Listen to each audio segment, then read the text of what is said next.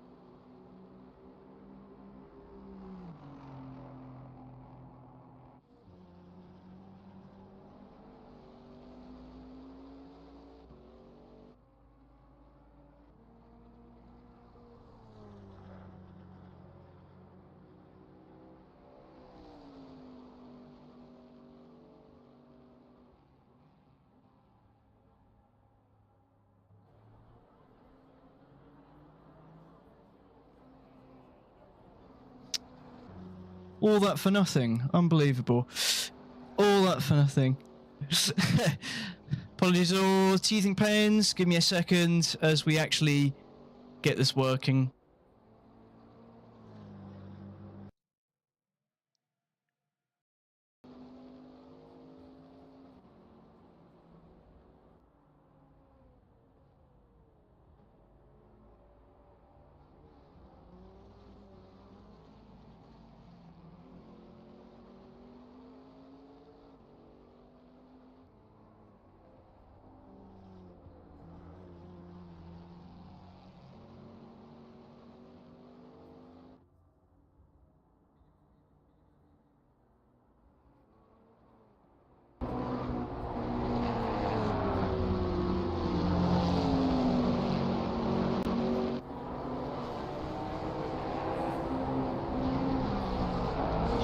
Check and see if we can be heard. Hello? Is that good, yeah? Fantastic. And then myself. Oh, look at that. Beautiful stuff, I think. So we've got ACC coming through and we should hear you as well. Everybody, sorry for the teething pains. Forgive me, accept me into your heart, hopefully, for my sins. But now we're alive, now we're working, things are happening, cars are on track, it's on KP's flashing people, and quali is underway. Let's catch you back on the action. I'm Charlton Materney, here for tracc.eu today for the first time, as you can see, slapping it all together. Also present is Ape. Ape, please introduce yourself. Everyone, yeah, thank you for having me. Co-commentator for today and emotional support as well as we sort out these technical issues, but I think we're good now. Nice one. Thank you, Charlton. No, thank you. Yeah, emotional support definitely needed after a failed run through and talking for no reason. But here we are, into the action. Mr. Curto at the moment is slapping down the laps in the Ginetta, a home favourite for me, being from London, and for yourself actually, Ape, I can imagine. But chasing behind is the infamous Tidemobile in Son KP there. Hutter coming up third at the moment, Ivan the Terrible fourth, currently in the pits, Dekoff in fifth, Unte in sixth, EJ in seventh, Foxington in eighth, and people trying to lay down the pace for Kyalami today, which is our fourth round in the calendar here in Africa, South Africa. Somewhere I've not typically raced before, but am sincerely looking forward to. Ape, what's your thoughts going into today's race, especially for these GT4 times? Yeah, I've seen a little bit more spread in the field than I was expecting, but it might just be how that track works. This track, it's got a lot of awkward corners, really tests the driver's skills, and hope that makes for a good race today. Absolutely. I think it's definitely going to be quite close for the most part with some of these drivers. I mean, I think Alex has had nothing short of a dominating performance at the moment with the GT4s. I mean, he was in the Porsche, I believe. Was that the starting car that he had? I can't remember actually. I can see if I can look this up. But it was. I swear it was the Porsche. I remember because I was lapping around Bathurst and Mr. Curto was flying through at Mach 10 speeds. So absolutely no doubt in my mind that he was in that Porsche. But he switched it up, and I'm really liking the livery. It looks absolutely fantastic. Lovely blend. Oh, yeah, it's gorgeous. And that's one thing at track that I have to commend. The liveries that everybody comes out with, yes, including the Tide KP, is absolutely fantastic. I'm a very big fan as well. We just get a little bit of a glimpse, a bit closer there. I mean, look at this. It's absolutely sensational stuff. Really, the palette of creativity is something special. Especially all the intricate details and the pattern work on Eric Hutter's car we're looking at the moment. Yeah, a lot of gorgeous liveries in this field. A lot of very, very talented painters. Very true there. Foxington as well. I've got to say, I think the spread of the GT4s is quite interesting, to be fair. I mean, we've got two Audis that have lined up, as well as two McLarens, three Mercedes, and then just the odd Camaro. And I'm a little bit of a glutton. I do love the American muscle of the Camaro, of the Mustang, a bit of brick gaming per se. But Yes, only one on the grid, which I'm a little bit surprised about. I think same today with car number 45 and Dios with the Ford as well for the GT3s. I think what complicates things a little bit more is we are running a balance of performance on the GT4 cars as well.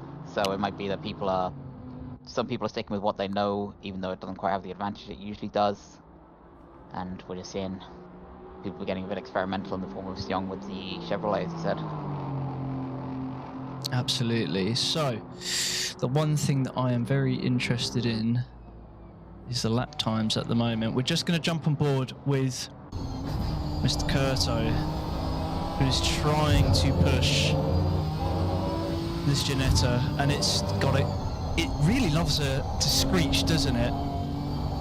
It does, yeah.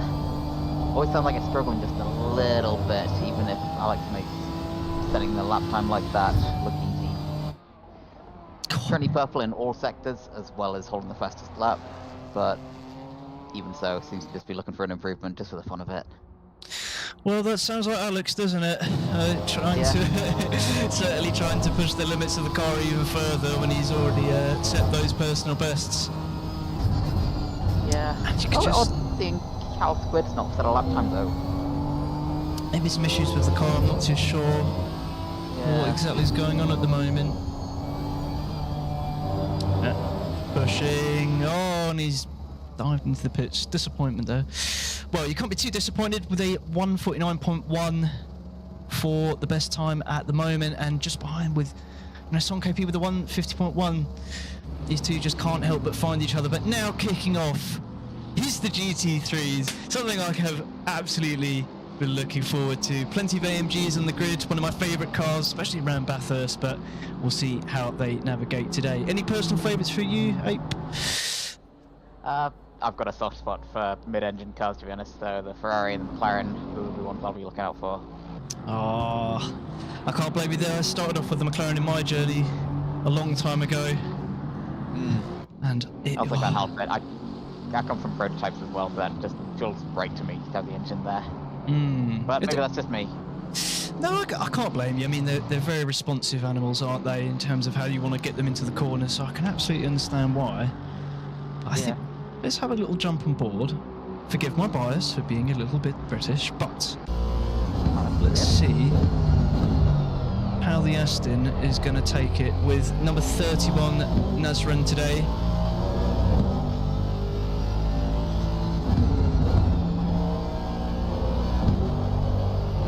Seems to be gliding quite... Gorgeous engine sound though. Yeah. It is absolutely sensational to listen to, and it looks as if we just get this helicopter angle, just looking how it can apex through the corners quite well. I think the one thing that I worry about with the Aston is just the understeer potentially, but it seems as if at the moment Nazran has got it lined up quite nicely, and it's looking like not a bad time at the moment. 1:57.4 was the last time set, but gonna have to see what can be produced. I think this is their flying lap now. Flying lap, if I'm correct. Yeah, I believe you're correct. So start getting an idea of what the picture looks like. The Bill Nasran, of course, having a difficult season at the moment, currently on negative points, and probably eager to turn that around this race. Yeah, and I think that's one of the blessed things, isn't it, when you've just got that later lineup. I think it takes the pressure off a little bit as well, thinking, you know what, anything from this point in the season is just a bit of a bonus, you know, in terms of your points, your positions. Very much the only way from here is up kind of thing, yeah, definitely. Gotta be so. So Nazran lines around the corner here, not a bad exit, but it's still just a smidgen off in terms of the times. Just looking to find themselves a bit better. Oh, actually, I'll eat my hat. It will be a 1:43.2 to kick things off. It's going to be a preliminary P3 at the moment. Isaac Umbrus and Ben Zeitz currently just up ahead. One person on a pretty decent lap at the moment is Pole.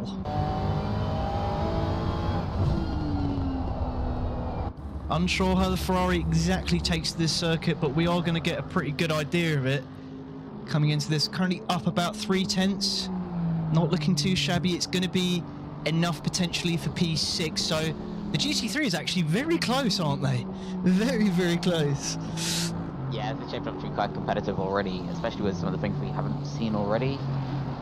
We are still expecting our... Oh, excuse me a second, we've just lost Daniel Castellana, the current championship leader, I think? Oh, is it so? Yes. Not sure what's happened there, we'll have to wait and see, I suppose. But yeah, in the meantime, Zaid's second in the championship, taking pole, looking to add another tally to the wins. I've got to say, when I raced at Bathurst, one person in the AMG that I just could not catch for love nor money was Zeitz. Fantastic pace. I mean, set a purple for today with 5 minutes left to go, and he's really, I feel as if he's had that AMG nailed down. And Isaac Umbris as well, someone who I know from this series who's been really quite attuned with the AMG, and I'm absolutely sure they're going to be bringing their A game today. Coming across the line though, it's going to be pole. Is it going to be pole? It's not quite. It's going to be P8, but a good time nonetheless. Pushed down to P9 just about, but it just shows you how competitive this grid is. Oh, a clip to Slater here. Slater on not a bad lap at the moment. Trying to find a bit more time. As it stands, Zeitz at the moment still P1, but Slater just trying to edge into the top 10 at the moment. A long way to go, a lot left in this lap. We're just looking at sector 1 here, but yeah, there's, especially with how quickly we've seen this field move, we've seen people make improvements and then tumble immediately, make improvements, tumble immediately. There's a lot of movement in this GT3 field. Really, really close, especially across the across the manufacturers as well. You've got Astons that are still really much in the mix, AMGs, one Bentley, the Ferraris are at sort of the top and bottom, but I tell you what, the Ford is really having a hard day of it at the moment, actually. And to be fair, I think, I don't know if that's just trying to transfer the weight of the car and trail brake it around can be such a difficult beast in that Ford. It takes quite a bit of skill, so Diaz, I have to say my hat off to you for giving it a go, and hopefully you can just try and squeeze in a bit more time, mate. But Slater is looking to improve by a smidgen at the moment. But tell you who else is just the consistency that you want in a race out of Gary Slater right now. Same with one pole actually looking at a 3 tenths improvement right now. Yeah, pole at the moment is looking to do about 3 tenths potentially coming across the line. What's it going to be? Is it going to be enough? It's not going to be enough just yet. Slater rounds out that last corner. Slater. Oh, improvement, but just not enough. Not just yet. Still time to find Elucidator. The 555 and the AMG is going to round that last corner. Is it going to be enough? Oh, it's not enough. How close is this grid ape? It's just too close. I was watching Elucidator there thinking there's definitely going to be movement, and it just wasn't. That was a big improvement, but it wasn't movement. That was... Oh, it just says it all, doesn't it? The times, it's just too much for my little head to take. Oh dear. Just gonna jump off with Chernoff here. Currently P5, trying to get into the top 3 at the moment. 42.1 is the best time they've produced as of yet. 4 laps, and we've got about, what, I'd like to say about a lap to go. So they're probably on their last kind of runs at the moment. I think the Bentley's just pitted now for fuel just to try and get a bit more out of the car in the dying breaths. Well, with pole being 140, there's not really much time to get around for another lap. If you leave the pits now, you will not get a lap in, but anyone who's on track right now, just take that from Chernov. Yes, I'm expecting 1 more lap out of Chernov, easy time for that, but yeah, looks like that's definitely over for Herrera at least. Now, I'm not much of a gambler, not for the sake of my unluck in life, but I've got to say, what are your thoughts going into the race in terms of Castellana pressuring Zeitz into T1? I think it's quite likely. I'm expecting it to be a good show between Zeitz and Castellana, considering these two are currently fighting for first in the championship. They have every first and second place finish in GT3 so far this season between them. So, yeah, that feels like a very clear difference that those two want to try and Oh, and Settle. Camp's going to put a P2. What a lap! A 41.3, just a smidgen above Castellana. Forza Ferrari, as they put it, above Castellana there. Brilliant effort, I have to say. I wasn't expecting that. Oh my lord. Yeah, that is huge. Splitting up the two championship contenders. And Yeah, well, slipping in front of the current championship leader as well. very much. Well, you might have to Yeah. eat your figurative hat about what you were just saying about our championship leader and P2. I think Camp's gonna... I don't know. I What? think if anything, that makes it more interesting, to be honest. Oh, for sure. I mean, Camp's got all to gain, and Castellana there maybe a little bit nervous looking into it, but they are on a flyer. Zeitz is as well. I think they're going to reclaim their P2, or maybe even P1. Castellana rounds the final corner. It's coming up to the line. It's going to be close. Is it going to be enough? Yes, it is. P2 Castellana. The number 7 takes the top step for the Ferraris at Kyalami in this grid. Fantastic stuff there by Castellana. Very close grid, but Chernov isn't done yet. It's looking rather pacey. I don't know if it's going to be enough though to unthrow Umbrus. Whoa! Scrapes the Aston through. Going to be close. Enough, perhaps. Not enough. Slight improvement. Slight improvement. Oh, an elucidator. Oh. Oh. Oh. Elucidator has moved up to 6th, yeah. Oh. Well, that was interesting, wasn't it? We will give you Definitely exciting. Yeah, sorry. Just to quickly say, Ape, don't hit me. I'm gonna cut it to the race scene. Our audio may cut for a brief second. Please put away your buttons and don't attack us as I quickly amend it. 1 second.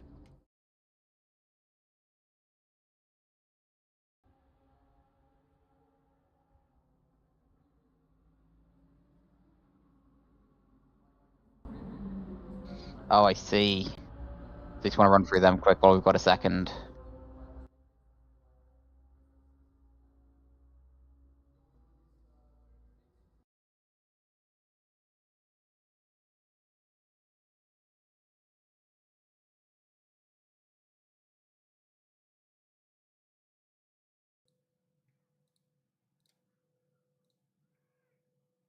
And we are now speaking. Hello. Hello. Hello.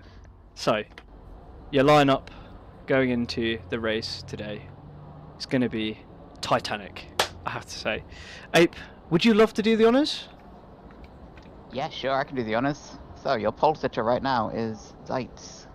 Currently second in the championship, looking to try and step up into 1st. But it's going to have to steal it away from Castellana in 2nd. We have Camp in 3rd and Isaac Umbrus in 4th. Chernov in 5th, Elucidator in 6th. Nazran on the recovery drive this season in 7th, Zuleki Hara in 8th. Herrera in 9th right now, with Pole in 10th, Gary Slater in 11th, and Ubi Juice rounds out GT3s in 12th.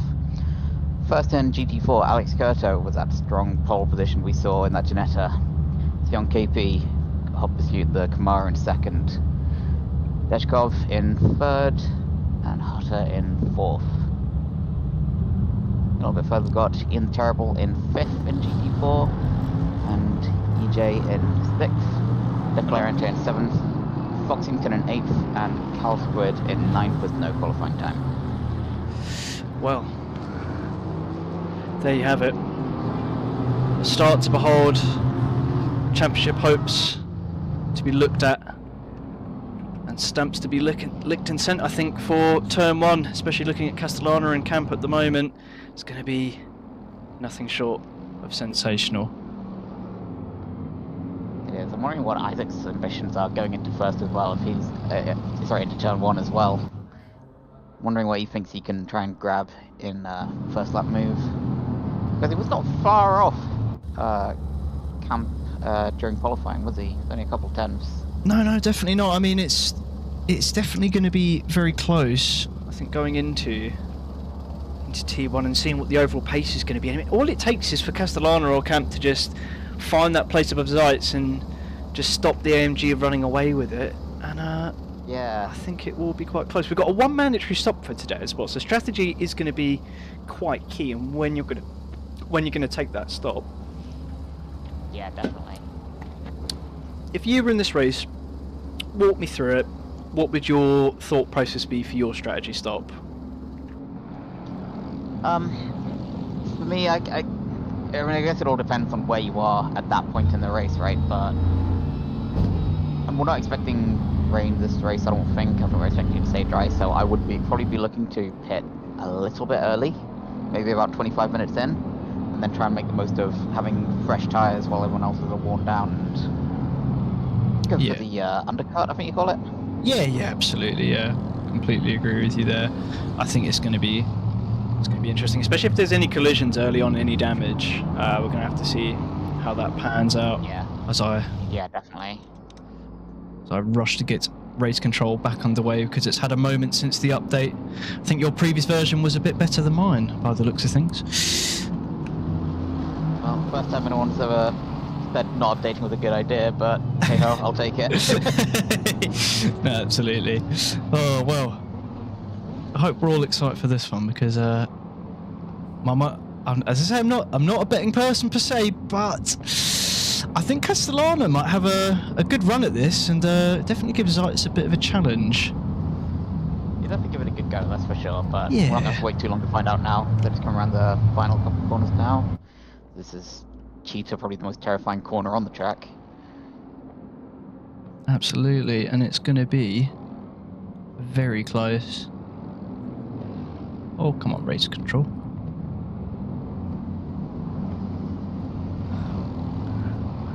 Well, in the words of a reporter, fudge it, we'll do it live. There won't be a race control for the moment, so we're going to do it analog.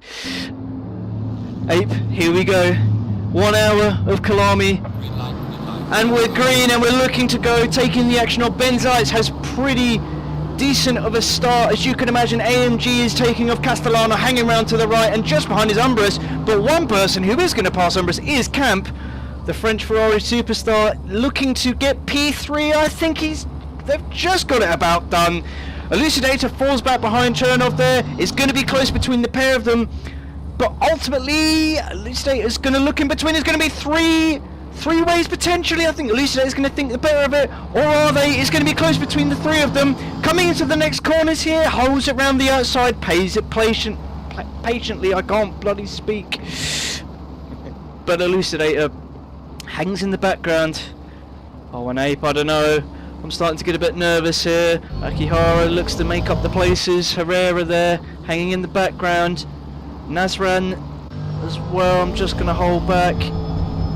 Getting harassed by Herrera, very close there. And Herrera... Tell me there's contact by that tree and I'd believe you, but so close between them there. Very, very much so. And just to chime in for the GT4s, oh, KP and Dekshov, they're getting a bit racy. I think KP there's just going to hold that line. It's not looking too bad as it stands at the moment.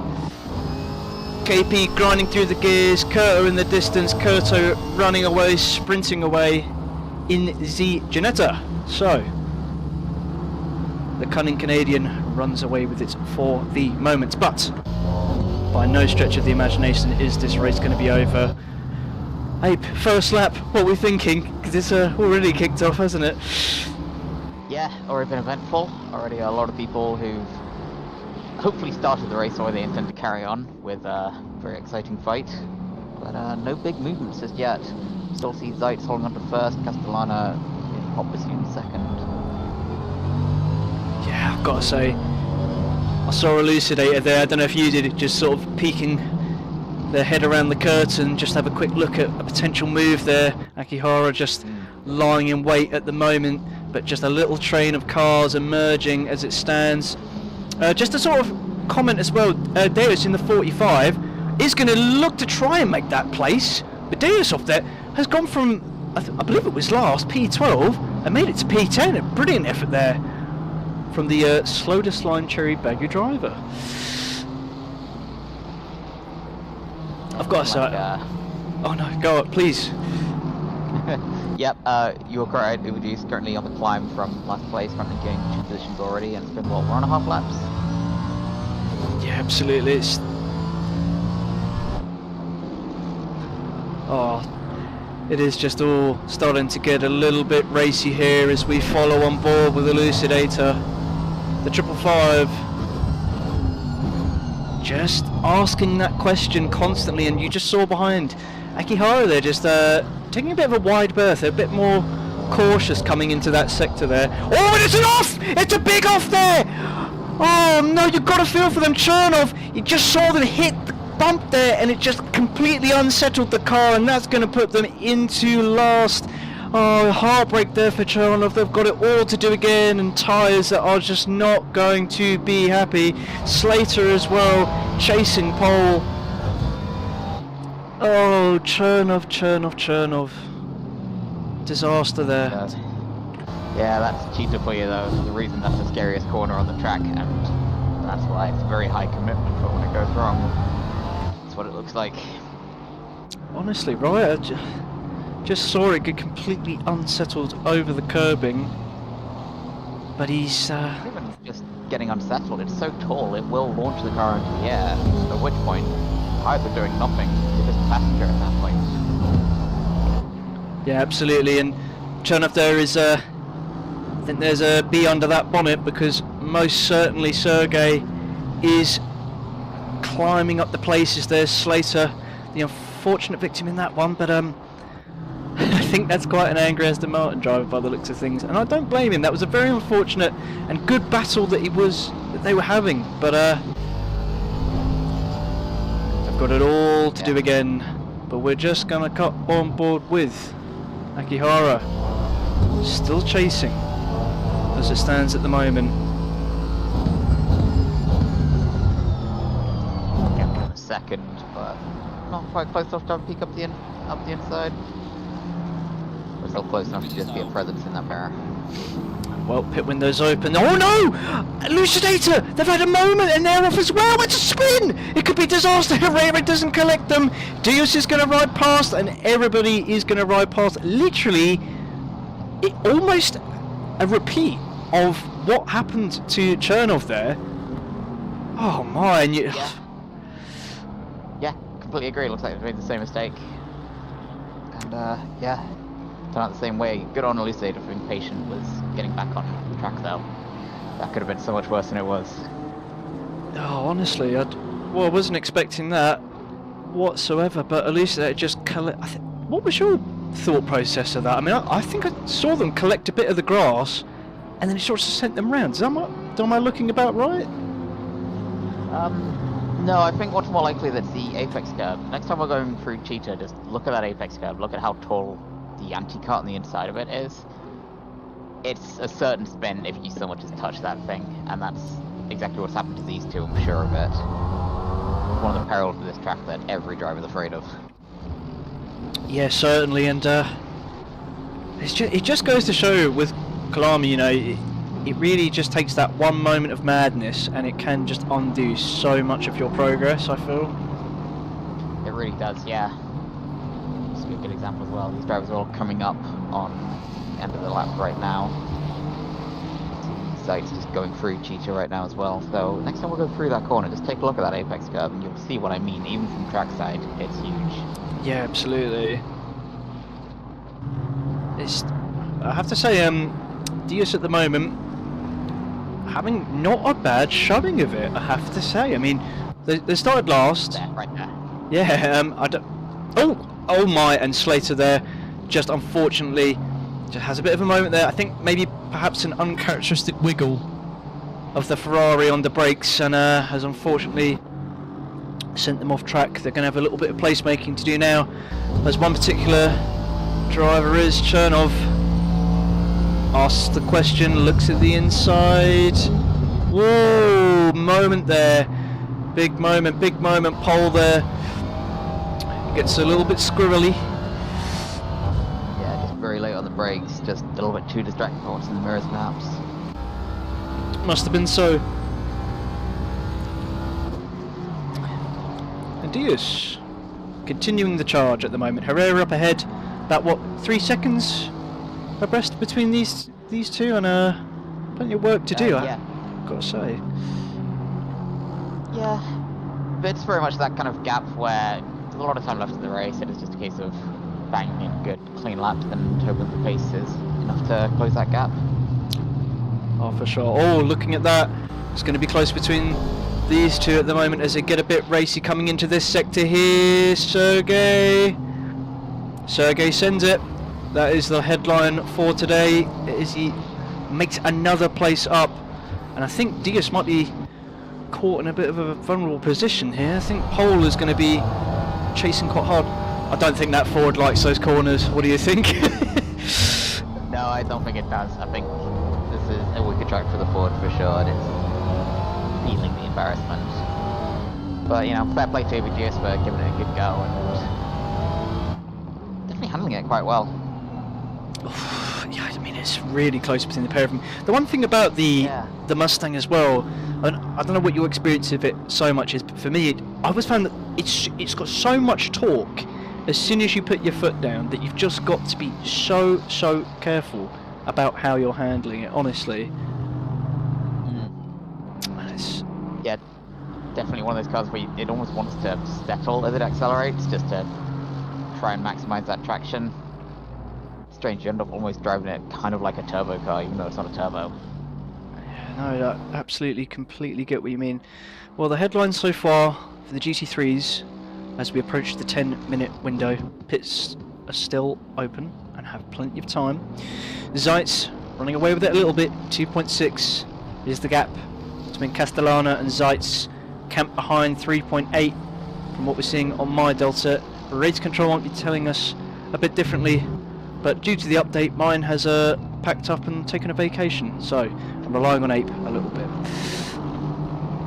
No problem, I'll keep an eye on fastest laps, all that stuff, and yeah, all good. A little bit of teamwork. Oh, makes the dream work, we like to say. Elucidator, the 555, they're just trying to make a bit of pace up, but you can just see the damage and what they're contending with at the moment, really fighting the AMG to get through these corners and try to get the most they can out of the tyres, I'd imagine, before they get that stop and repair some damage. So plenty of work to do. The GT4s, as it stands, it looks it's all sort of settled. They're all having a nice leisurely commute at the moment. Ian the Terrible, however, trying to chase. And one thing to note, apologies all, this is Ian the Terrible's home race. What do you know? Oh, is it? I didn't realise that. Neither did I. But as you click on their flag, South Africa. What do you know? Did I learn? Well, I'm sure the number 2 car is going to be pushing as much as they can in their home race for the home fans, wherever in the stands they might possibly be. Elucidator, just to charm you all back into the mix, has just taken their stop now. So that is going to be all that's written in terms of the strategy from the 555. We're going to have to see how that pans out at the moment. There's quite a few different teams here as well. In terms of representation, you've got the Vitality X Phoenix Academy Racing Team, Baggy Racing Junior, Flying Herring, we love a good bird, Technoburst Racing with a question mark. Herring's a fish. What was that, sorry? I'm pretty sure herring's a fish. I don't know why I want to be flying, but... Wait. Yeah. Herring's fishes? It was... Yeah, it was herring, right? ING? Yeah. You might be thinking of a heron, which is a bird, heron. Oh. H-E-R-O-N. Oh my. Well, that certainly can't fly. Oh dear. Well, if it does fly, that's even more impressive. You know what? Fair enough to it. Yeah, fair play. With that in mind, things at the business end at the moment appear to be going quite racy. Alex Curso has pulled a 16.8 gap as it stands. Elucidator has dropped out. I think the damage was just a bit too much. They just find themselves a bit out of contention. No, Elucidator's pit. That's a very early pit stop just to get that damage fixed. Yeah, but they're not in the session anymore. They've actually dropped out by the looks of things. Oh no, they're back. Oh, really? Oh no. Okay. What is going? Maybe I'm blind. Maybe I'm having a senior moment. Who knows? But at least they're still with us. They've come back into the mix. They're 31 seconds away from the nearest GT4. So there's a lot of work to do. A long strategy ahead. We're gonna have to see. Yeah, but that yellow box with the 1 in it being cleared and turned green does mean that pit stop is done. The game is happy with that, and at least it's now good to go till the end of the race. So, Yeah, absolutely, it's going to a be. case of seeing where he filters back in after everyone else's pit. Yeah. Looking to be an interesting one. It's all sort of just simmering away. Herrera at the moment, they're 1.8 away from Chernov, just keeping up the pace.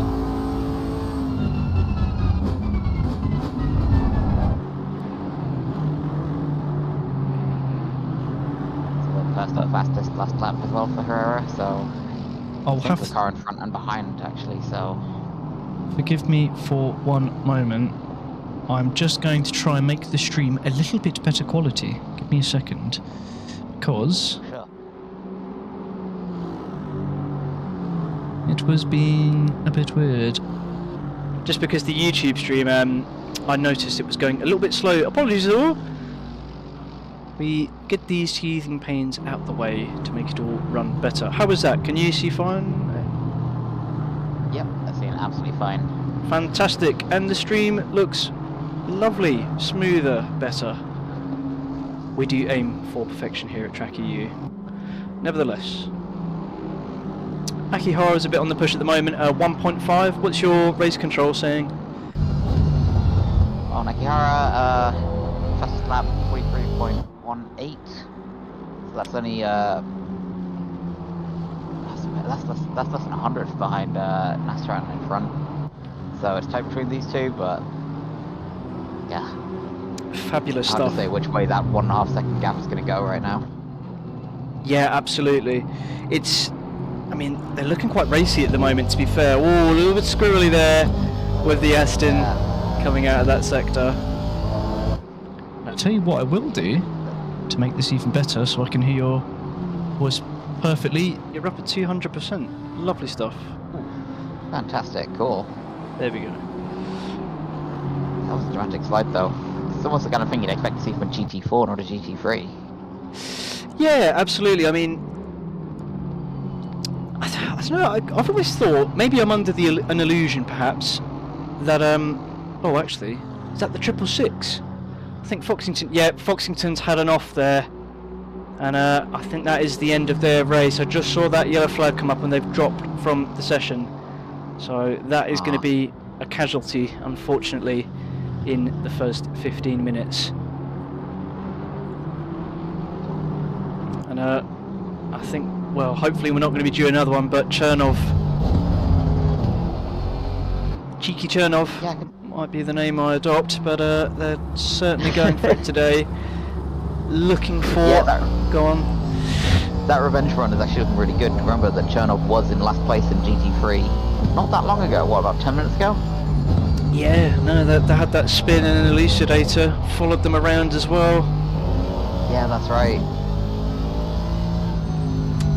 Chernov there, trying to get as much out of the Aston as they can. I think there's a little bit of a difference in the setups between the cars for our motorsport and Techno. Is that Techno Burst up ahead? I'm learning my way around, learning the law. Yeah. And just to make it easier, it's painted on the rear wing. Look at that, fantastic. Blue flag. Perfect. Yeah, blue flag's coming out at the moment as Akihara tries to run away just a little bit more from Chernov, but this is the beauty of multi-class racing. Ian the Terrible there doesn't want to yield too much time, and obviously lets them through there. Akihara has an off. Oh no, it's going to be disaster. I'm not sure what happened there. I think there was a bit of confusion between the GT4s and between Akihara as well, as they've had an off, and Savage EJ. It's all gone a bit pear-shaped, and wires have been crossed. Akihara there, that's a place gone. Rather unfortunate, but this is multi-class racing and this is what happens, unfortunately.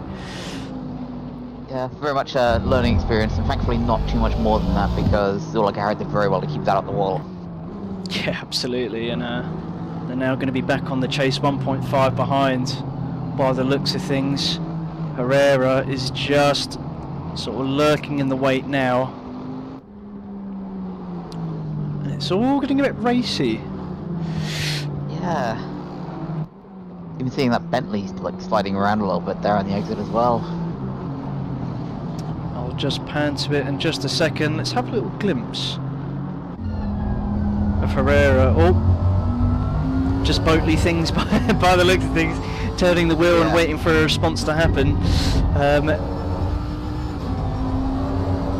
Oh, it does seem like it's swinging around a little bit by itself though. There's a lot of counter steering, a lot of corrections going on.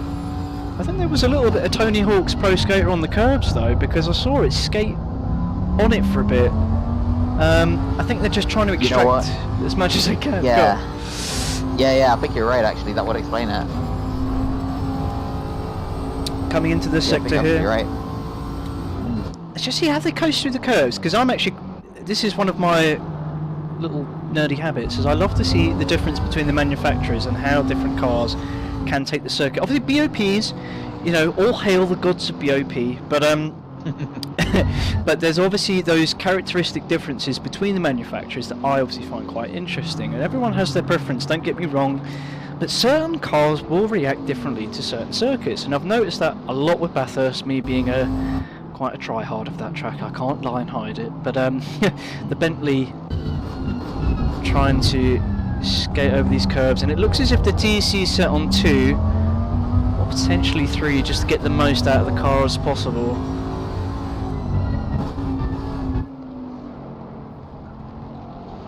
Yeah, but even so, still a little bit dramatic.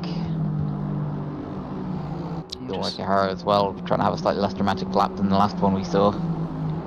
Yeah, absolutely, and Naz runs the lead Aston at the moment in the trio. 2.5 is the gap. Umbrus, that's Hutter. That's Umbrus. Umbrus is taken away at the moment. Isaac's had a pretty decent showing, just laying down the pace as it stands for Technoburst. And on the podium, nothing to sniff at whatsoever. And 9.9 away from Castellana. I think that's going to be pretty much the pace at the moment that can be produced from that Technoburst AMG. So it might be a little bit of just laying down the pace, maybe a little bit of Spotify on Taylor Swift playlist perhaps. Don't shoot me if you think I'm wrong, but but it is looking. I respect that choice. Yeah. But it's looking at that sort of race at the moment, I think, at the moment for Umbrus, and they've not done a bad showing. I mean, pretty spot on in terms of the quali, and now it's just sort of bringing it home at the moment, unless they skate over the curbs with an unfortunate fate. But I know Isaac knows the car well and knows how it responds as they pass their GT4 brethren. We see a whole Mercedes reunion as well, the Mercedes GT3 and GT4 in the same shot. Yeah, absolutely. I'm sure the photographers for track will be having a nice little field day here today, capturing some of these moments for sure, as some of their previous work has been fantastic, I have to say. So, one thing I must cut to is the number 4 car, which, as it stands, and I will have to cut back to them, is a little battle emerging between these two. No love lost, I'm pretty sure. Savage EJ gets ahead. Ian has got their nose in it though, and they are looking for it. You can just see Dios currently P10. Unsure what happens to the pace there. They've dropped down the order a little bit, and the Ford is trying its best to navigate around as much as they can. Savage EJ, a little bit of a compromised line potentially. Yeah. Oh, bit boaty. Suspension of the GT4 there, doing its typical ironing board routine of bouncing over a curb. And I think you can just see Ian there trying to get as much as they can out of the GT4, trying to summon as much power out of the McLaren versus Mercedes.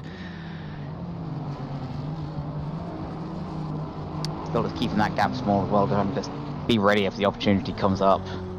Yeah, absolutely. I mean, What's your experience with GT4s? Have you raced in them very much? I've raced them a little bit, yeah. I'm not familiar with either the McLaren or the Mercedes, but it's an odd one, especially when you've got a pit strategy as well, where you come out of a pit stop and your tyres are cold.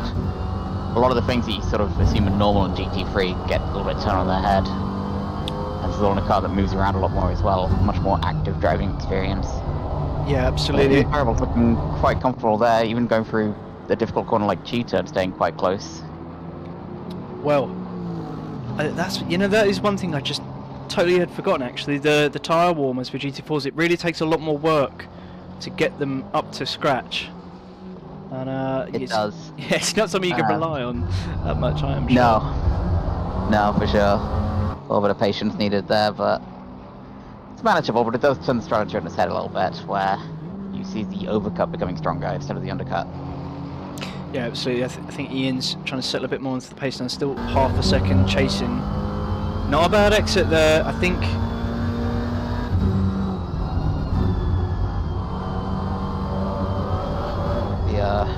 Battle of consistency a little bit as well. Yeah. Ian's terrible lap is 8/10 quicker, but even so, currently behind EJ. Oh God, the rocking. Oh, I don't like that. I'm used to my nice, comfy, flexible GT3 suspension, so good on these GT4 runners for giving it an absolute showing across these curbs here. I don't think I've quite got the same level of bravery. I don't know about the audience, but it's absolutely putting on a bit of a show here at the moment as these two are getting very racy. And the gap is just managing the same. Pit stops are happening now as well. Dekhov's just put it into the pits now, the 781 AMG. Yeah, it's about the start of where I'd expect to see planned pit stops. I can't imagine Ian's too far off that. This is probably the most aggressive driving I've seen out of GT4 so far in this race. So I'm expecting this to be one of the worst tyre wear drivers right now. Did you see that? The way that Ian skates the McLaren through that sector was actually quite nice. He's just looking. That was satisfying. Yeah, he's really looking to just apex the car as much as they can, but I think the AMG there just powers out of the corner there. A bit of a battle of the manufacturers here, just seeing who's got a bit more of an advantage coming out of these apexes. Dekhov's taken their stop now. They're going to come out ahead quite nicely, still in P4 for the GT4s at the moment. Was that a bit of flashing I just saw?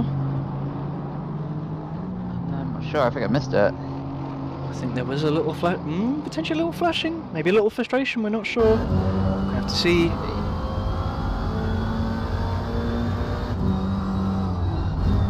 Do you know what this reminds me of? I don't know if anybody in the audience or yourself has played the old Gran Turismos, like Gran Turismo 3 and 4. It reminds me of the old, like the Sunday Cups and skating. No, I was going to say, it reminds me of the Sunday Cups, taking a little bit of an older car and just trying to drive the absolute hell out of it. More than fun. Yeah. No, I completely agree. Especially looking at GT4s, like they drive so much more like a normal car than the GT3s do, and you can really just see it from the outside as well. So yeah, I definitely see what you mean about those Sunday Cups. Yeah, it's the same with the it's like the Yaris Cup, the Beetle Cup. Oh god, no, going through the Beetle Cup just to end up winning a massive yellow Beetle at the end was a bit depressing. But alas. Yeah, they didn't quite think that one through, did they? Yeah. The last thing that you need going through the Beetle Cup is another damn Beetle. But the one thing that is on the table for these drivers at the moment, these two in particular, is the pride and up for grabs as they're both going to pit into the garage now. Teams are going to be running out of the pits. Oh, Ian, I think he's messed it up a little bit there. Oh no, the apex, it was just not enough. The car was trying to get around, and I'm sure he was I'm sure they were having a bit of a go at it as well, going, come on, bloody turn. But alas, into the stops. It's overcooked it. It's going to be close, I think, coming out to the exit. I know there's action on track, but the action right here appears to be even more tense. Just to chime in just to chime in around the rest of the track. Umbrus still in P3. Castellana still in P2. Zeitz in P1. Zeitz is just running away with it, passing their brethren once more. Again, I'm just going to run back Curto there. And who's coming out of the pits earlier? It might be Savage.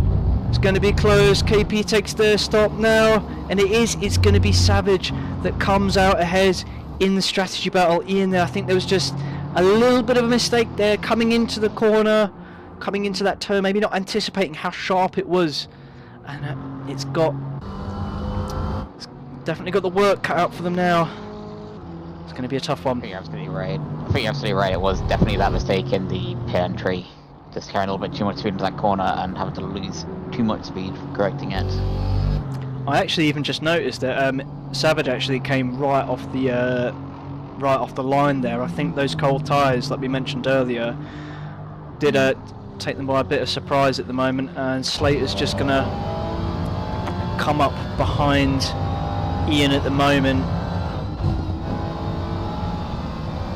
You could just see the difference there in the manufacturers. Ferrari's going to coast on past at the moment. Ian's just going to slot back in. Especially the difference between a warmed up GT3 and a cold tyres GT4 right there as well. Really huge difference. Yeah, you can just see it in the cornering as well. And just to chime in for the battle of these GT3s, I'm just going to run you back a little bit because Hutter comes out for GT4, so Curto is the only one left for the GT4s to take their stop, and Pole comes out in last place for the GT3s. They've taken their stop. They're the first stop, aside from Elucidator, who's now not part of it. Castellana now has stopped as well. Akihara is going to come out. So, the Flying Herring, which is a fish, no need to point it out again, everyone, is going to come out now, and it's going to be close. Chernoff there. Chernoff and Herrera are getting a bit racy though. No love lost between the Bentley and the Aston, I'm sure.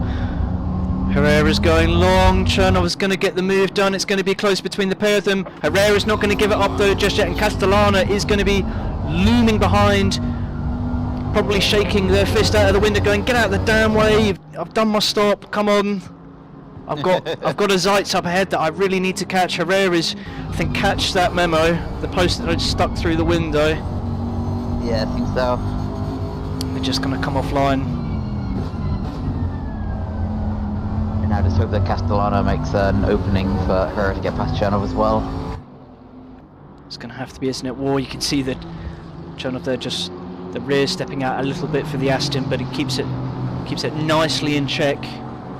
No Tony Hawk's impressions there from the Aston. I have to say, Castellana here is going to be pushing because Zeitz has just entered the pits. So strategy-wise, this is where it's starting to play out. This is where it's important. Umbros is going to inherit the lead, but Zeitz has come into the pits now. This is the stop. Castellana has to go hell for leather. No mistakes to be made here. Probably making use of Chernoff there, punching a hole in the air for them. But is the pace difference going to be enough? Nazarene comes into the pits as well. I think it's going to be close on exit. Has Castellana done enough to inherit P1? I don't know if it's going to be. Zeitz is going to come out of the pits now. It's going to be close. Is it going to be enough? It's not going to be a cigar at all, I don't think. Doesn't look like it whatsoever, because up ahead is Zeitz. Zeitz is home pretty scot-free there, so the Flying Herring not having the best luck in terms of the stops, and Zeitz is going to run away with it. But in first, a few skips away, is Isaac Umbros in the Tinterburst AMG. Not a stop done yet, but perhaps making some good efforts to make use of the traffic here and try to retain that lead as much as they can. Zeitz at the moment is 2 seconds away from Akihara, so strategy, it's all being played out. And just to say as well, just to chime in, these two are still going at it. They're rather inseparable. I think they like each other a bit too much. And no, they're just keeping it interesting just for us. They know we want a good show, so that's exactly what they're trying to deliver. Got to commend them for that. Yeah, even Ian just bashing over every single curb still as well, just to really add some drama to it. Oh, absolutely. Curto is coming up behind there just to get a front row seat at the moment. What do you reckon Alex listens to in the car? I'm not sure. He strikes me as being the kind of person who doesn't listen to music, but I mean during a race anyway. Having said that, I can't think of anyone who does listen to music during a race. Oh really? I don't know. Do you? Yeah. Sometimes, if I'm in, you know what? If I'm in a long stint, especially for enduros, and I'm just in my own groove in like the night shift or whatnot for my oceanic team, then sometimes I do. Yeah, that does make sense. Then on the other hand, you've also got streamers who will have background music on their streams that they can't hear because they would rather drive without it.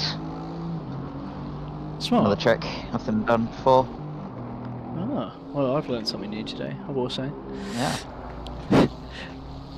Someone who hasn't learned something quite as new is Slate, who's coming to the pits now. Hang on. Oh, it's getting a little bit naughty now, I think.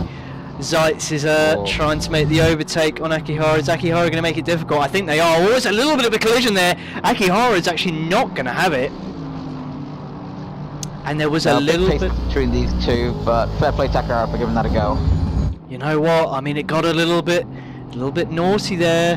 Akihara, a little bit of door touching. I don't think there was blame either side, but no love lost between these two, one could imagine.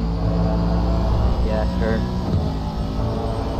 Slater's going to come out, and it is potentially going to be P8. We're just going to move ahead. On pole, actually.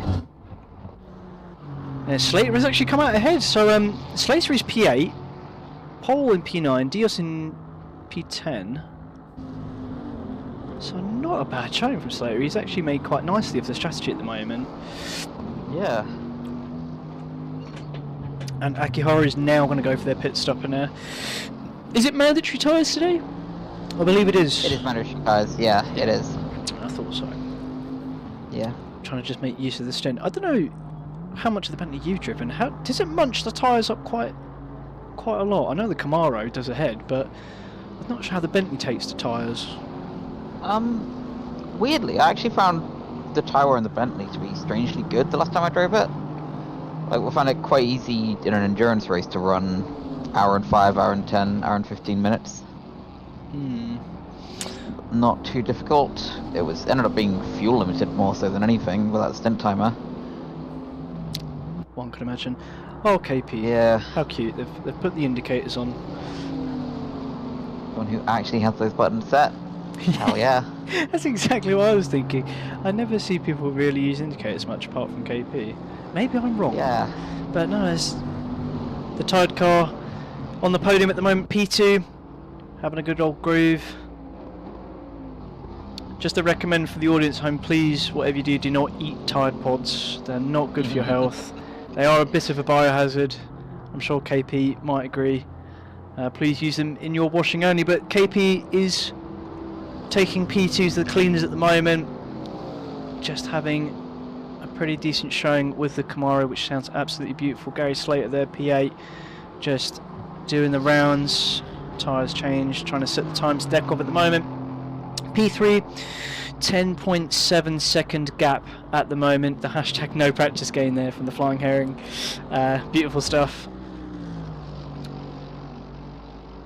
And Zeitz at the moment seems to be running away with it. 6.3 is the gap as it stands. And Castellana, the difference in lap times, 40.8 was Zeitz, whereas Castellana was a 41.7. So I think Zeitz is looking quite confident for P1 at the moment. I don't know what other emerging battles we've got for the GC3s at the moment. What have we got? I imagine the closest is Chernov 4 seconds behind Akihara, but I'm looking, I'm not even sure which way that's going. I think that's Chernov catching Akihara. But maybe a few more laps before that really heats up. Yeah, absolutely. I mean, having said that, we are seeing more between EJ and Ian the Terrible. Let's run it back. Oh, and Ian's ahead. Ian's ahead, but for how long? Oh my lord, they're going 3 wide, nearly 3 wide. Herrera has a bit of a thought about it, and Herrera is probably thinking, oh, what have I tangled myself into? Herrera dives to the right. Oh, goes to the inside. Ian takes a wide berth at the moment, and it's going to be close between the pair of them. Who's got the better run? It looks as if the gap has formed there. And Savage EJ of the Grip Runners team has got some work to do, as the timings are putting us at 0.9. I don't know who wants who to win in the chat, but you can't doubt it's going to be a close one between these two, and I've got no idea who's going to come out on top. Yeah, I completely agree. Whatever the result turns out to be, the journey to it is going to be fantastic. Honestly, the AMG sounds exactly like I raced it in the GT3 class. Same as the GT4. It's similar, probably very similar engine then, I'd assume. All my ends. I'm not sure, because I imagine it must be smaller in this, but even so, they seem to know they have an iconic sound that they must aim for with their cars. Yeah, it sounds... AMG should sound like. It's just so beefy, isn't it? So beefy. Oh yeah. Yeah. You can always picture the ground blurring a little bit as it vibrates when this thing drives fast. It would sound like that. Absolutely, and see EJ, they're just trying to find as much out of the car as possible. Slater's going to throw the car around now just to get up ahead. The GT3s have cooled off into a polite commute of Kyalami as it stands. KP behind, observing. Oh, moment from EJ since the gravel. And it's all getting a bit racy now. But the gap is still nigh on pretty much the same between these cars, and KP now is going to come for their wave around past EJ, the tied car, not really having to battle anybody, so they've just been laying down the laps. And if you're Savage, you're probably hoping to just slot up behind the tied car and ride around with it, just have something to punch a hole in the air for you. Especially with the way the battle between Ian and Savage has unfolded, it's been very much one of mistakes and consistency. Whoever stays consistent manages to sneak out in front, and whoever's making mistakes slips backwards. It might seem like fairly basic racecraft, but we've seen these two swap that position a few times now, and I think it's time for Savage to just try and lock in and get back to that consistency. Oh, I don't know, did you see that Ian there? Ian just got a little bit cut off by, I believe that was Zeitz. It's cost him a bit of time. KP's made the opportunity just to get that pass done under blue flags, and as you can now see, Ian's lost a bit of tempo here, and EJ reeling them in as it stands at the moment. It's tantalisingly close between these two. Oh my. It is, yeah. Really coming and going a lot, like back and forth a lot. And you can just see just behind the GT3s now, trying to make their pass around. Chernoff there is 2.7 behind Akihara. We will be monitoring that gap. That much I can assure you. Now Ian gets that move done nicely. Savage lets the GT3 past. Quite tidy, quite mature, just to let them carry on as it is. And that's pole at the moment. 18 minutes to go, all stops out the way, and it's just remaining a little bit tense in the GT4 class. Obviously this isn't for podium, but it's for the it's still for position, it's still for points, and those points really matter in a season like this. It really just comes down to the wire. It really does, but it's part of the consistency is just keeping those points consistently coming in as well. Oh, 100%. 100%. And I think EJ realises that, which is why they're just trying to keep the push on at the moment. I don't know how the tyres are faring for both sides. And Chernov at the moment, just a report on that, the 663 is 1.8 seconds away from Akihara, so the Astons are looking like they're going to engage in a duel into the last 15 minutes by the looks of things. Right. So these two just managing this gap right now. They both seem to have found a bit of a stride with consistency for the moment. 1.3 seconds separating them. Pace is still very close as well. They really are just looking at each other, waiting to see who blinks first. Yeah, absolutely. And I've got to say, you can just see the Mustang coming around now. Some more lapping to happen, and it's just going to a little bit of lawn mowing there from the Mustang, but I'm sure that it doesn't mind the grass too much coming out of that sector. EJ just trying to find a bit more tempo. You're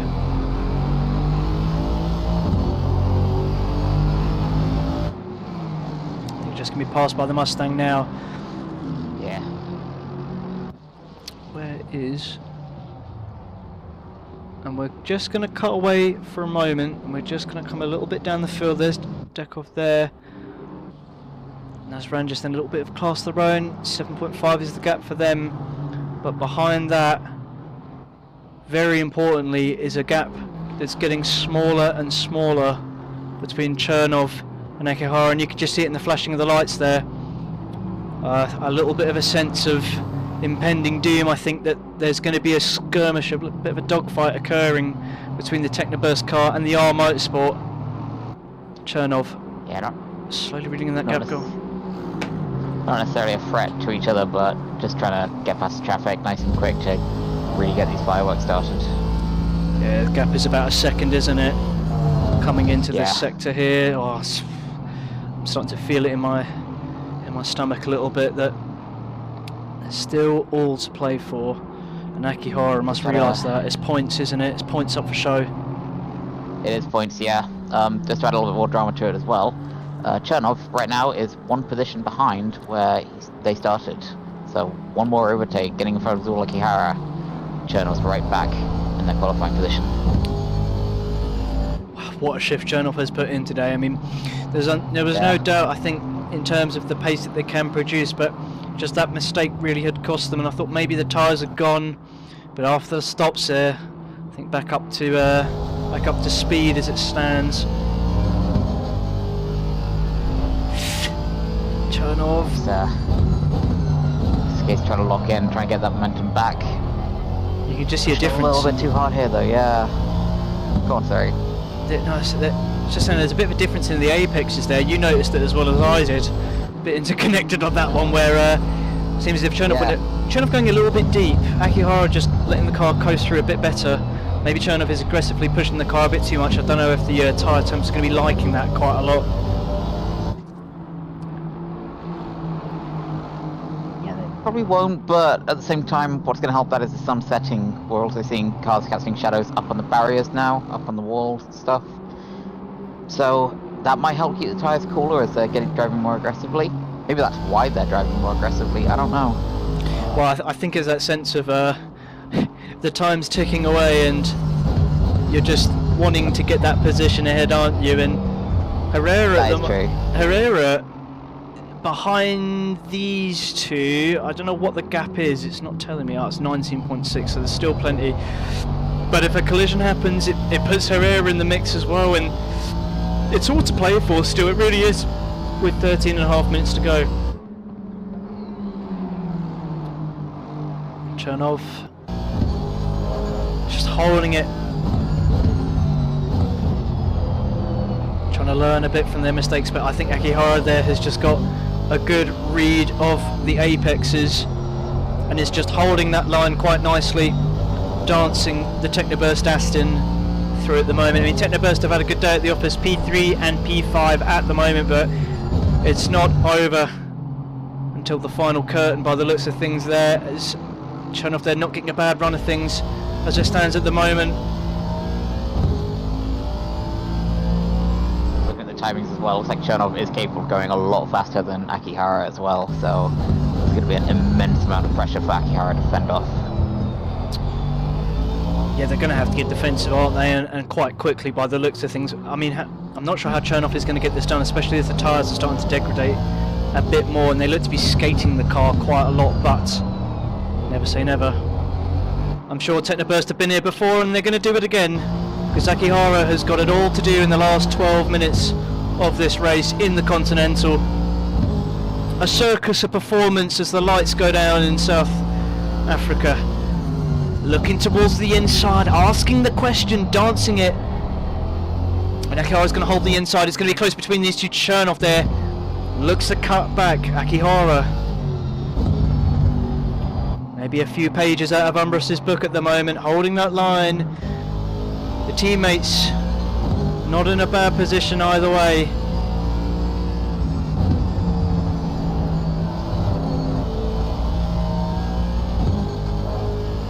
Just see all the movement of the steering, just trying to look for all of that grip that the front wheels have to offer. I think he even shifted down to first there, Chernoff there. He's really trying to send it through into these corners here. It's very close, literally on the rear bumper of Akihara, and I'm sure Akihara can feel that and see that in the rear mirrors at the moment. That front door is being knocked in, going along to the right hand side, trying to cut in, trying to find the apex, but Akihara manages it very magnificently. Yeah, Akihara perfectly balancing a good exit and a defensive apex there. Yeah, I think this is Chernoff is starting to psychologically play a little bit of a game of cat and mouse between these two and trying to find where Akihara is going to be weak and where they can put the pressure on. And that deadly curb there in the deadly grass that we've seen collect Chernoff before is going to be playing in the back of that mind. There's GT4 traffic up ahead, 10 minutes. It's going to be the longest 10 minutes I think of Akihara's life potentially, but it's going to be close. Traffic up ahead. Does Chernoff use it? The GT4 peels away there. All pulls up alongside. A little bit deep there. Akihara's just going to drag it out quite nicely and hold that line. Chernoff just going to keep it in. Foot in the door. But it's going to be kept pretty firmly closed. GT4's starting to come into play now. And just to sort of go back to our good friend EJ, who's fallen a little bit away from Ian the Terrible there. A fantastic battle between the pair of them and a brilliant show. I have to say they both raced very well today.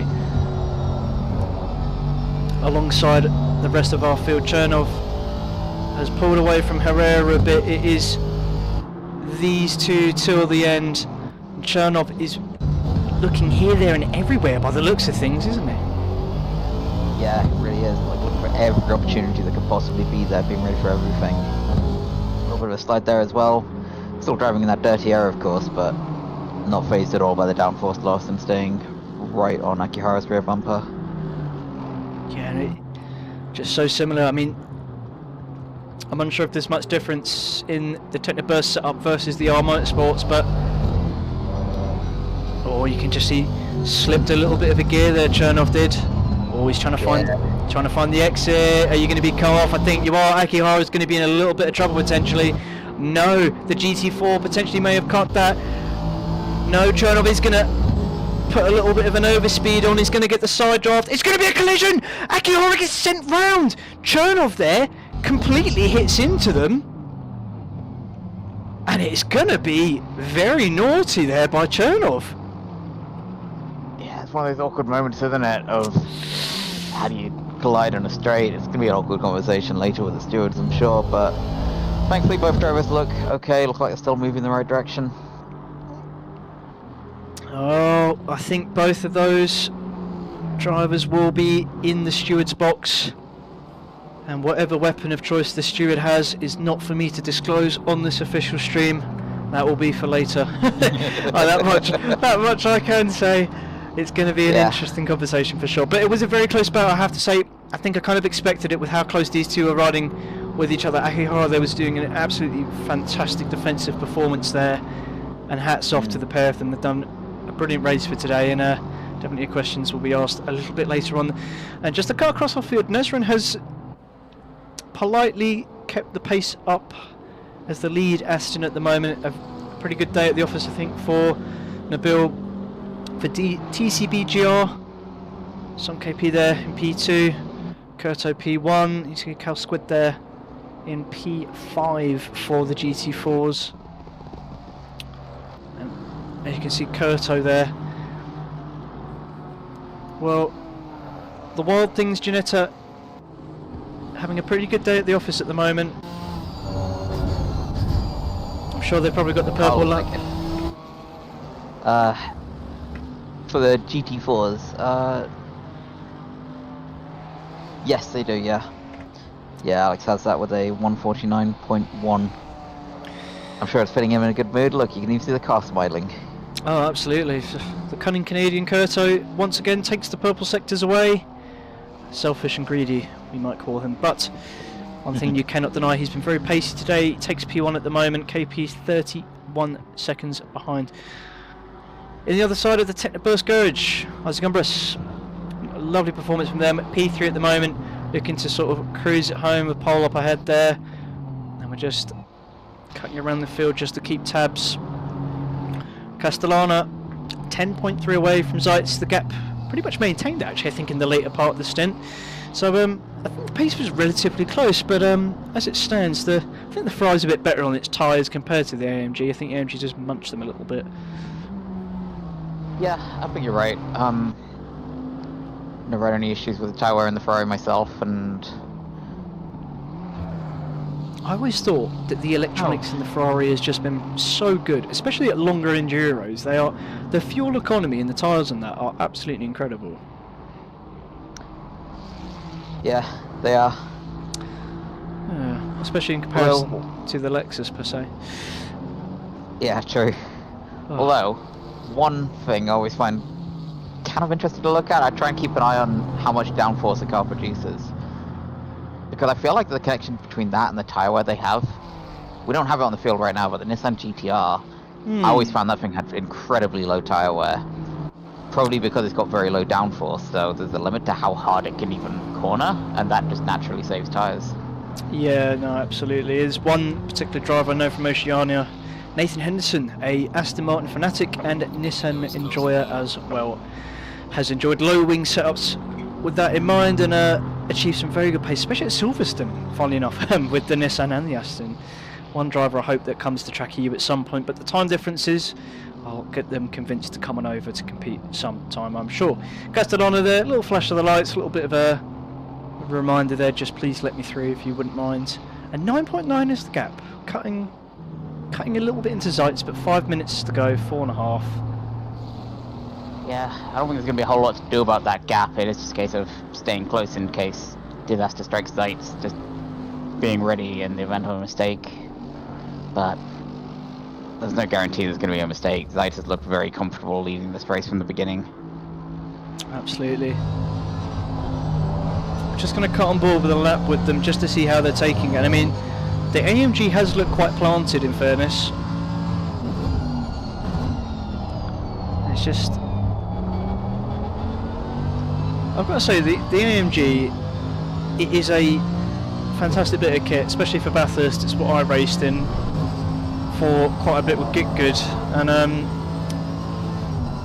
it's always had quite, if you can just nail the control of it and always have an input, it can be a very rewarding car, especially over bumps, my lord. Very stable. Yeah, we're seeing that as well, especially in Zeitz's hands. You'd think this would be a dramatic looking lap, considering this is the race leader and fastest lap holder, but no, this all looks incredibly relaxed, incredibly calm, very controlled. But I guess that's exactly what we should expect from our current race leader. Yeah, so we're going to just keep on board with them coming into the closing stages, but one battle that actually just may have hotted up a bit, I don't know if you want to check on race control, but I think Akihara's just cut into a second left with Chernov. I think. Yeah. Oh, I think we should definitely jump aboard with that. That is going to be a bit sensational, isn't it? Oh, the pain of race control. Sorry, everybody. Akihara, though, is on the chase. And by the looks of things, getting quite pacey. Tell from how much of the curves Akihara is using that he wants this position. He wants that gap down so he can start having a go at overtaking. that delta has just ticked over to below a second now. Remember, it was 2.5 seconds not long ago. Last lap, almost a second quicker as well than Chernov. Do you think Chernov's had a moment, potentially? Actually, yeah, maybe. Because that does look like a weirdly slow lap for Chernov, being a 44 compared to Akihara's 43. Nasran's 42. Even Chernov's best is a 42. Yeah, that 44 is probably a mistake. But a mistake for Chernov is opportunity for Akihara, isn't it?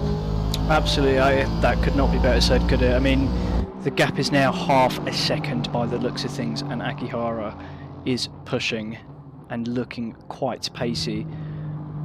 I think the story between these two is certainly still ready to be written with wet ink, but there's only a minute and 30 seconds left of this race for Akihara to get it done and get back up to P5.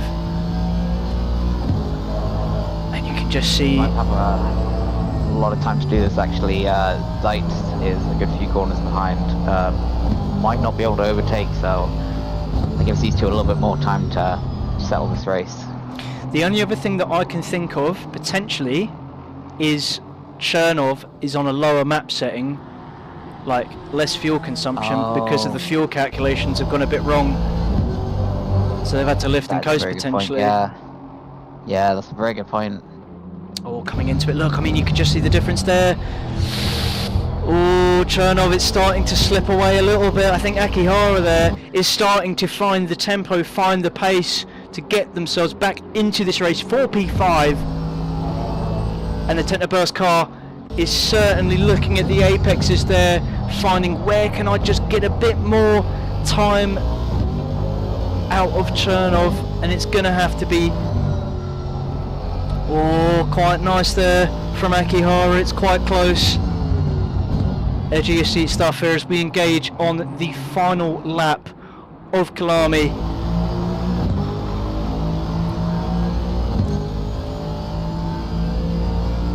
Ducking under the rear wing, Akihara lies in wait, looking to the left, asking the question in the mirror, reminding Chernov, I'm right behind you and I am going to have you, and Chernov there is looking like a...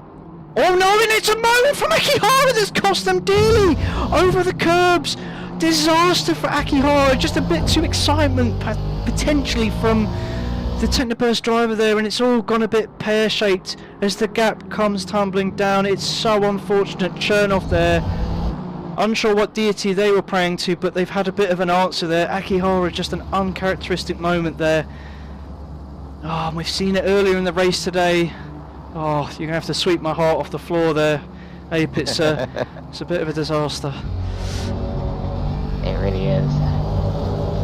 Oh, bless. It's what you'll come undone now. Just a little bit too much enthusiasm. But, hey, you know, I guess you never know unless you try, right?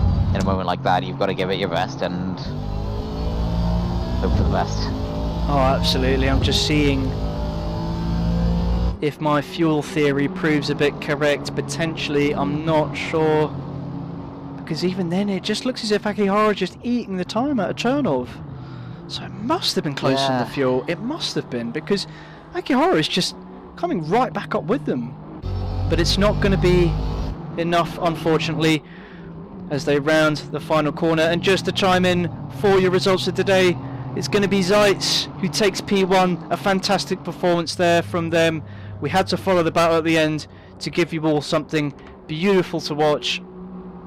And that is going to be Zeitz, Castellana, Umbras is your top three. Nasran, Chernov, Akihara, Herrera, Slater, Pole and Deus for your GT3s. Alex Curto, the cunning Canadian as I've nicknamed him, takes the top step of the GT4s. Son KP in P2. Brilliant stuff from them. And now the screen has had to reset, hasn't it? Unbelievable stuff. If I can zoom in. Dekov took P3 in the GT4s, Hutter P4, Squid P5, Ian the Terrible P6, and EJ P7. Our unfortunate runners that we didn't have for the rest of today was Camp, Elucidator, and Foxington.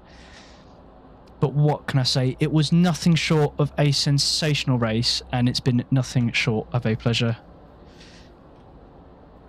Yeah, been a fantastic race. So thank you, Charlton, for joining me, and yeah, thank you to all our drivers for putting on a great show.